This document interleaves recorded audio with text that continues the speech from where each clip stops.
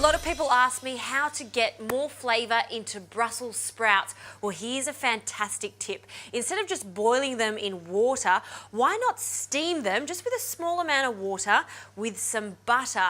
This is not only going to give it flavour, but they're going to be super glossy by the time they finish cooking. I'm using these red Brussels sprouts. They've got a gorgeous nutty flavour to them.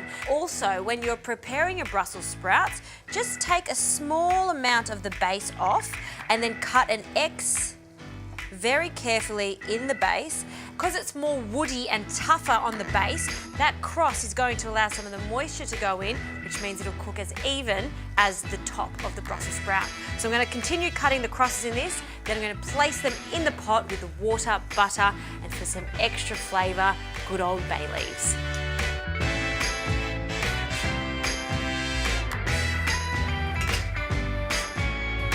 Okay, these have been cooking for 10 minutes and they are ready. It smells so good. That combination of the bay leaves and the butter. And now to serve them, I'll just drain them from that buttery liquid straight into a bowl. So next time you're doing your roast dinner and you're thinking about how to do your sides, well, why don't you try these Brussels sprouts?